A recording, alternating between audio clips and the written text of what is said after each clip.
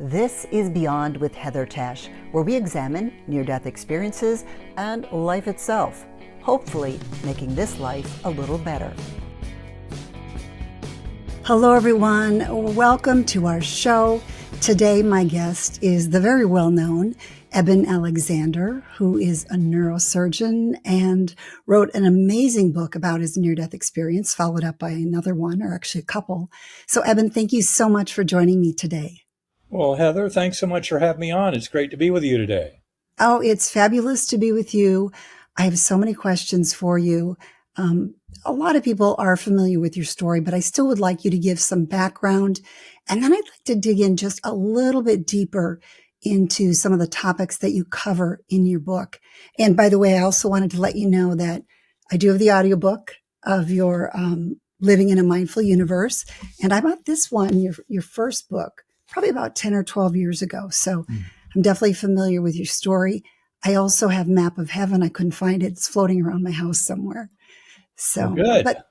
But let's just start in. So tell us briefly about your near-death experience.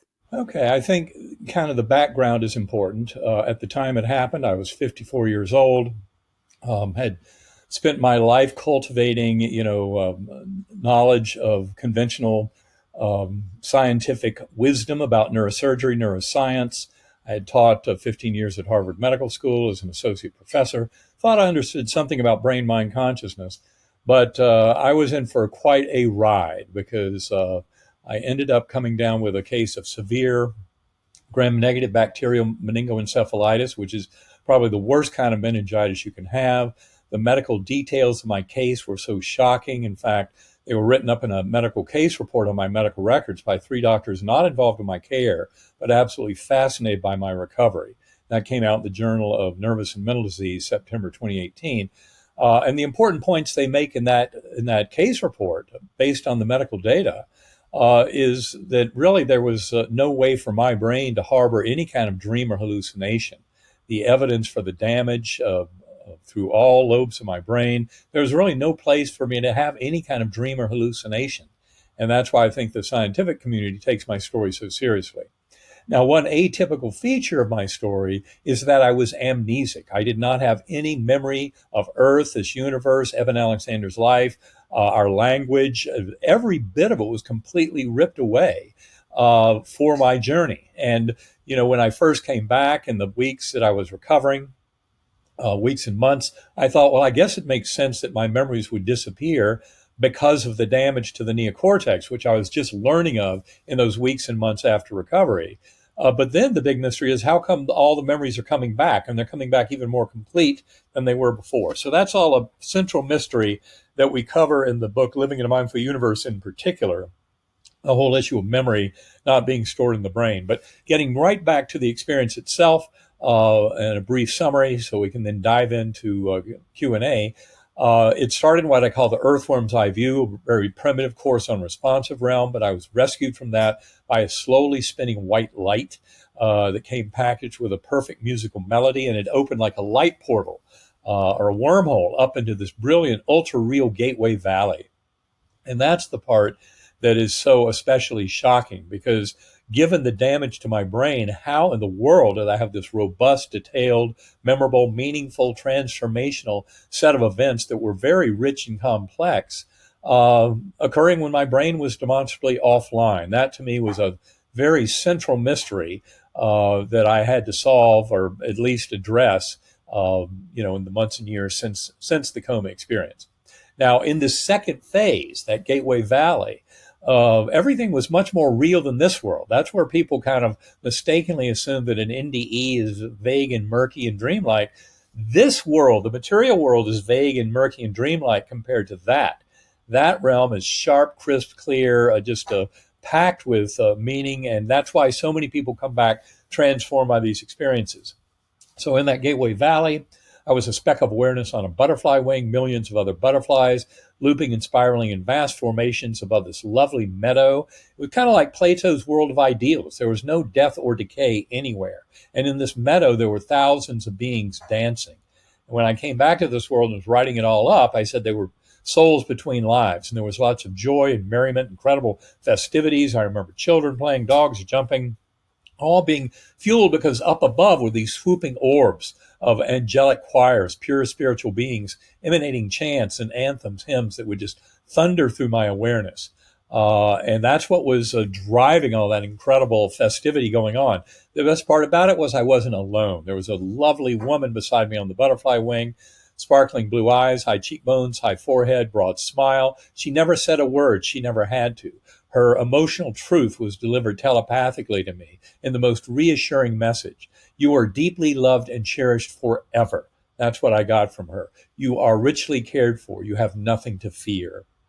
And in that setting, that was kind of a shocking admission that showed me I was truly in our spiritual home. And it was tremendously comforting. And many things happened in that realm in terms of lessons and observations. But in many ways, it was the medium is the message, and the way that I would traverse through these realms.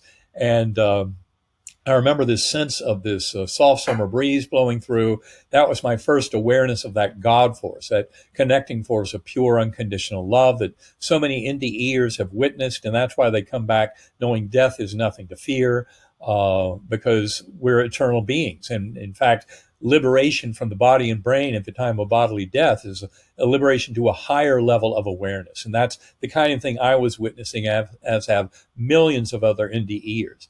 Now, as I said, this is a gateway valley. It wasn't the final endpoint of my journey. And I remember using the musical notes of the melody, or the musical notes of those angelic choirs provided yet another portal to higher and higher levels. I remember seeing all of four-dimensional space-time and material realm collapsing down, all of that deep time, that spiritual realm, with all of its kind of higher ordering in a different temporal realm. This is important to get, that they're not slave to earth time. That's much more of an eternal realm. That's why when people, for example, describe life reviews, birth, death, everything in between appearing to you simultaneously, that should give you an idea of the power of this realm to demonstrate our souls in kind of broad measure across time. And that to me was absolutely fascinating to witness that. And I witnessed it in many ways. But what the angelic choirs provided a portal leading up to yet higher and higher levels, out to what I call the core.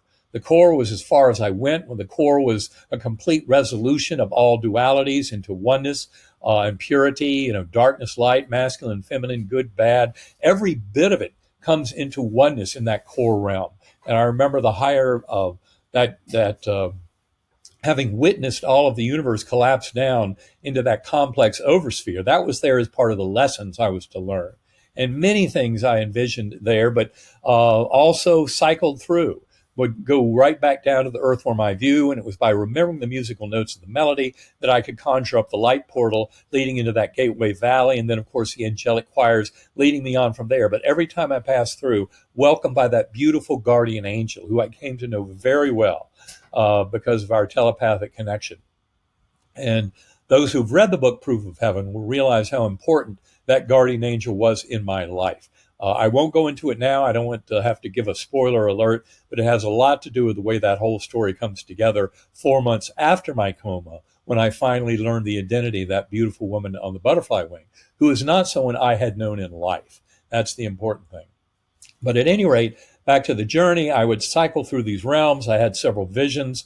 For example, one I call the flying fish, but more importantly, the Endernet Vision, which showed me, even though because of my amnesia, I could not have an Eben Alexander life review, but I witnessed life reviews and reincarnation in very grand scale in what I call the Endernet Vision, which was this incredible tapestry of interwoven soul lines, showing how we live these multiple lives all towards progressing and evolving consciousness towards this deeper understanding of the one mind and our relationship as sentient beings with the mind of the universe. That was essentially kind of the deeper lesson that, I learned on this journey, but have spent the 15 years since my coma investigating and trying to come to a deeper understanding of. After several passages through these multiple levels that I've described, as I was always told in the core, you're not here to stay. You'll be going back, but we'll teach you many things. And there came a point where I could no longer conjure up through memory of the musical notes of the melody, I could no longer conjure up the light portal that took me up from the earth from my view into the Gateway Valley. To say I was sad at that point would be a vast understatement, but I also knew I could trust that I would be taken care of. I'd come to realize the spiritual nature of this kind of home that I was now inhabiting, and realizing I could trust the universe would take care of me. And that's when I saw thousands of beings going off into the distance, heads bowed, murmuring energy from them. And the surprising thing was, even though I was now back in that kind of earthworm view, that primitive, coarse, subterranean existence, this murmuring energy with these thousands of beings around me was delivering tremendous sense of joy and peace and harmony, just like I'd already experienced in ascending to the higher spiritual levels of the Gateway Valley and the core. But now I was getting this in this lowest level, and it seemed to be guiding me back to this world. And that's when I saw 6 faces that bubbled up out of the muck. They'd say a few words that I didn't understand because of my amnesia, and then they'd disappear again. I remember those faces as vividly and perfectly today as if the whole thing happened yesterday. They're burned into my mind. But when I first saw them at that time in the journey, I had no idea who they were, and I still could not understand the words. But in many ways, they were leading me back to this world. They proved to be very important because 5 of those 6 faces were physically present in the ICU room the last 24 to 48 hours of my coma. And many family and friends who had been there earlier in the week were not in my memories at all. So this helped me to realize the vast majority of the coma journey happened between days 1 and 4 or 1 and 5. And I go through the timing of that in Proof of Heaven. But the reality is they were leading me back to this world. And it was the 6th face I saw that really brought me back in big measure. It was a 10-year-old boy, and I didn't recognize him at the time. It was my son, Bond. They had protected Bond from the worst news of the week. But then on that Sunday morning, day 7 of coma, the doctors held a conference where they said I'd gone from a 10% chance of survival down to 2% with no chance of recovery. They were thus recommending stopping the antibiotics and letting me go. When Bond overheard that recommendation, he knew things were much worse than he'd been told before. Came running down the hallway, pulled open my eyelids, taped shut as I was lying there on my ventilator, as I had been for 7 days. One eye looking over to there, one eye looking over there, and those in medicine know that's a horrible picture with pupils not working. And he was pleading with me. I didn't understand the words, but it was the pleading that got to me. Daddy, you're going to be okay. Daddy, you're going to be okay, as if somehow that would make it so. And it turns out, I promise you, I did not see him with my eyes, hear him with my ears. I was far too gone from this world. But that pleading was enough. And that's what got me to come back. Up until this time, because of my amnesia, not fully appreciating, my life as Eben Alexander, but having no real memories of that, I'd thought through the entire near-death experience, this can all continue or it can cease. It doesn't matter. But now with this pleading from Bond, I realized it absolutely matters. And I had to try to figure things out, but I had no idea how to figure it out. But the good news is my higher soul helped to escort me back to this world through that pleading of Bond to be there for him. And when I woke up in that ICU room, day 7 of coma, I didn't even recognize loved ones at the bedside. My mother, my sisters, my sons, I had no idea who they were. All I knew was that incredibly rich journey I had just been on. Turns out, as I describe in the book Proof of Heaven, after they pulled out the breathing tube, and I said, thank you. And I don't remember that at all. I've been told much of that story from people who were there because for the next 36 hours, my brain was so damaged, I was still in and out of a paranoid, delusional, psychotic nightmare. But the interesting thing is those nightmarish memories, even though they seemed a little more real than a normal dream, I knew they weren't real. And not only that, they vanished within weeks. Whereas the memories of the deep coma experience, the spiritual journey, those memories are as sharp today, 15 years later, as if the whole thing just happened yesterday. So a very astonishing difference in terms of quality of memories. I've spent 15 years working with scientists around the world in terms of better answering this question of the brain-mind relationship, the nature of reality. And where it's all led is in many ways pointed out in our 3rd book, Living in a Mindful Universe, the one that was co-written with my life partner, Karen Newell. And that one really goes a long way towards uniting the science and spirituality along the lines of what we've discovered in these 15 years of intensive work, trying to understand this kind of experience and make sense of it in learning how to live these lives. And I want to make clear, too, because you said they were considering stopping the antibiotics because you had a 2% chance of living, but that did not mean living a great life. As they said, they recommended stopping the antibiotics and stop taking me off the ventilator and letting me go. That was the expectation. There was no expectation that I was going to come back from it. I mean, my neurologic exams, my Glasgow coma scale, all of that was far too damaged after a week in coma from something in the medical literature. You don't find cases like this. In fact, when the three doctors who wrote up the case report on my medical records submitted it to the Journal of Nervous and Mental Diseases, the peer-reviewed scientific editors said, well, wait a minute, this case is absurd. That's the word they use. There's nothing, no precedent for this in the medical literature. How do you explain this miraculous survival and recovery? And they said it's because he had a near-death experience. And to the peer review editors of the scientific journal, they said, okay, now we have an explanation. And it's high time that, the modern scientific community realize that this kind of spiritual nature, the connectedness of mind and sense of shared meaning and purpose, all the incredible richness of these human experiences that indicate the reality of life beyond the death of the physical body, we need to take all that seriously because it's part of the scientific truth of the world that we live in and the universe that we're investigating. And that's what the scientific world is finally doing. In fact, for any of your readers who really want to get on board beyond just living in a mindful universe, our book, which certainly unites science and spirituality, I would highly recommend a visit to bigelowinstitute.org, where you'll find 28 essays written 2 years ago by scientific investigators with at least 5 years of experience studying the afterlife question as a researcher. And those 28 essays are extremely convincing, available for free, bigelowinstitute.org, and you'll realize this afterlife question is no longer a question of whether or not it can be scientifically validated. The validation is absolutely everywhere in our book and other books, similar books. You go to ebenalexander.com for a reading list that has a lot more resources on this. But it's no longer a question of whether this is scientifically valid and supported by empirical data. The afterlife and reincarnation are parts of human existence that are part of the scientific model of the modern science of consciousness. Now, Eben, I want to go through some of the things within your near-death experience.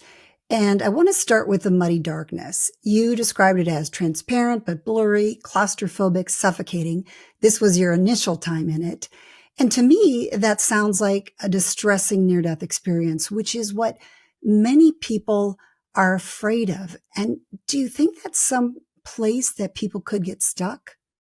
Well, I think people can get stuck, especially with the limited belief systems. In fact, some of the work that Karen and I were doing where we met at the Monroe Institute had to do with that very concept that souls can get stuck in kind of a purgatory if their belief systems are kind of inadequate to support the journey. And I think that is certainly a possibility. For me, that earthworm eye view was clearly something, if I'd gone there and then come back to this world directly, I would have had a negative or hellish NDE. But in my view, they're always incomplete. That's it. Most NDEs, 95% or so, are very kind of pleasant, wonderful. Now, they may have rough parts. For example, a life review, if you've been handing out pain and suffering to other people, your life review, you have to feel that. You have to experience it. You receive what you've dished out to others. That's why, in many ways, the life review is like the golden rule. Treat others as you would like to be treated, written in the fabric of the universe. And yet, to me, I pretty much breeze through that level of things. I would also remind people that amnesia is extremely rare. In fact, I don't know of another NDE case where I've heard of someone with such an extreme amnesia. And I think it was just for me to learn the lessons I had to learn. I had to go especially deep and have this, meningitis that absolutely should have killed me.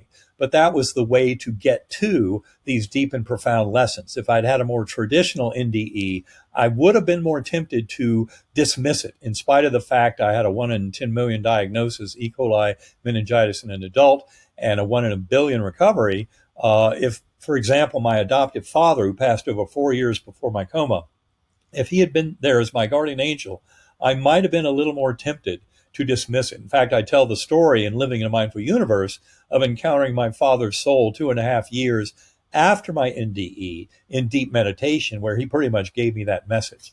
very, very clearly, that he could not be, quote, apparent to me, as he put it, with his sense of humor during my NDE, because if he had been, I would have been, in all the big analysis at the end of it all, what I really needed was that guardian angel on the butterfly wing. And that's why I think Proof of Heaven is such a incredibly revelatory book about kind of the nature of these journeys and how surprising and yet informative they can be. And real quick, just to clarify, because I know we're limited on time, when you say, they could get stuck there depending on their belief system, I imagine you're just talking about a general belief in the afterlife. Is that correct? Well, yeah, I think that was kind of, for example, that's what was often described. It was just people that were just so shocked, they might have an awareness they died, or even questioning what had happened to them, whether or not they died or something else, but they find they're still aware. And so, and especially when that awareness, expands, and you start having things like life reviews and that kind of thing, it can be very shocking to someone who thought you were supposed to just face annihilation of conscious awareness when your brain and body die. A materialist would be just shocked senseless about this, as many materialists have been. There have been militant atheists who had NDEs and came back going, oh my gosh.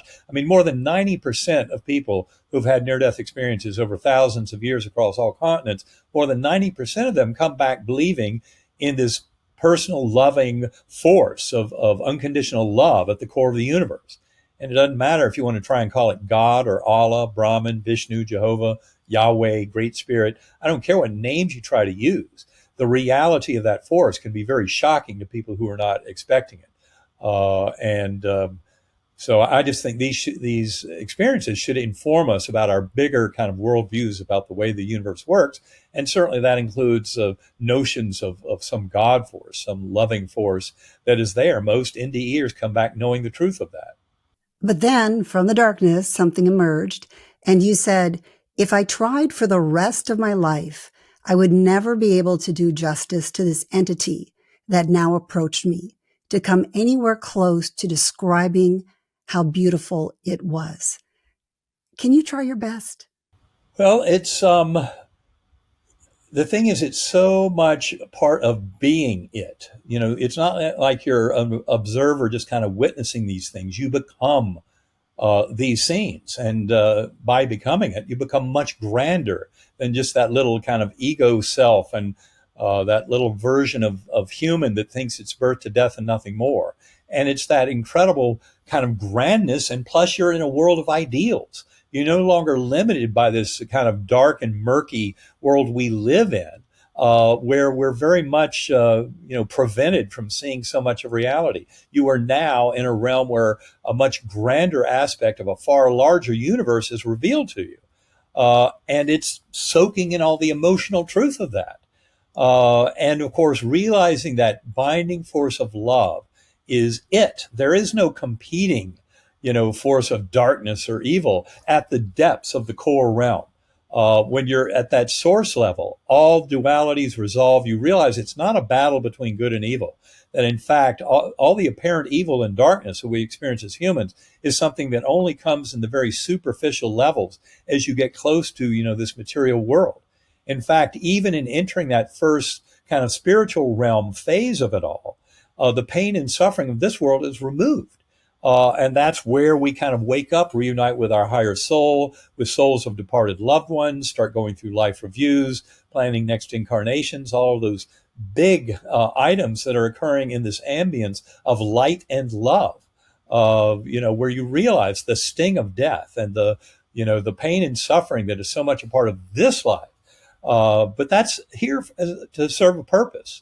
I mean, I came back realizing that the hardships and difficulties in life, in many ways, are the gifts, and that's what allows us to grow and come into the higher souls we came here to be. And the more we can learn to recover that sense of love the universe has for us and for our fellow beings, in cherishing this journey of discovery, of learning and teaching together, the more we can open up to a much more harmonious view of how our higher soul shares meaning and purpose with other higher souls and with the universe at large. So it just gives us that much grander view, far beyond the limited and very kind of toxic ego view that allows us to come to a deeper understanding of why we're here and where this is all going. In fact, that leads me into my next question. And you mentioned the butterfly girl and what she had said to you. And it was, you are loved and cherished dearly forever. You have nothing to fear, and there is nothing you can do wrong. And you said it was like being handed the rules to a game I'd been playing all my life without fully understanding it. And I think a lot of us feel that way. You know, we've been given this life and we're not exactly sure what the rules are. Do you think that message was just for you, or was that a message for all of us? It's absolutely universal. This is about love and connection, taking care of each other, living our lives with kindness, compassion, mercy, acceptance, when necessary, forgiveness for self and others. I mean, this is the thing, the magic ingredient that the world needs today.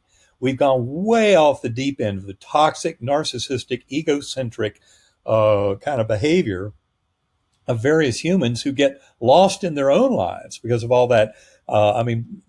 I promise you, getting soaked in your ego like that, incredible narcissism, is not a gift. It's not a great way to live.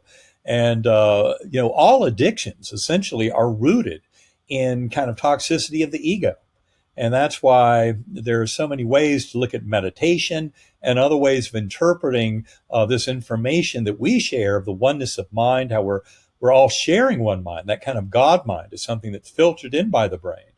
And this is where we can really learn to live lives that are far richer and more rewarding, because it puts us back in alignment with the reason we're here, kind of a shared meaning and purpose. And again, that is all about harvesting those lessons of unconditional love.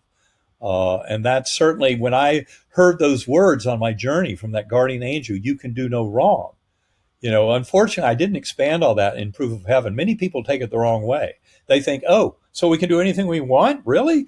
No, of course not. In the ambience of that beautiful light and love, it depends on if we want a tough, rough ride or if we want the easiest, most harmonious ride. And if we really want to be in alignment with our purpose and have the most harmonious way forward, it's about learning these lessons of love and connection. But we can rebel. We have free will. We can choose a really tough pathway and hand out a lot of pain and suffering to others and let our ego run berserk and kind of trash our lives. But that's not the most efficient way forward. And that's what I think most near-death experiencers are gifted with, is that kind of knowledge of how coming back and serving the higher good, helping others, and really being focused on that, as kind of the shared mind or shared heart, as Karen keeps reminding me. It's more of a heart consciousness that we're sharing than a mind consciousness. But it really is all about that emotional connection and that kind of the beauty of helping others and really letting that be what guides our life choices, is how to deliver to the higher good and to serve as conduits for that love from the core of the universe, from that core of awareness, and let that love come through us in our actions with our fellow beings. And that is such an important message. And it's really one of the reasons I do this podcast. I love sharing these stories because I do think people listen to you and other near-death experiencers, and it makes them want to be better people, more loving and kind. So I thank you so much for that. Eben, I have so many more questions for you, and I think I've saved really my favorites and the best ones coming up for the next episode. I want to talk a lot more about the core. I want to talk about something you mentioned briefly in your book, and that was the abundance of life you saw, and then also discuss different dimensions. But we'll go ahead and take that into the next episode. Thanks so much for joining me on Beyond with Heather Tesch. That was part 1. Make sure to listen to part 2. And if you liked what you heard, please hit the thumbs up button and subscribe for more episodes.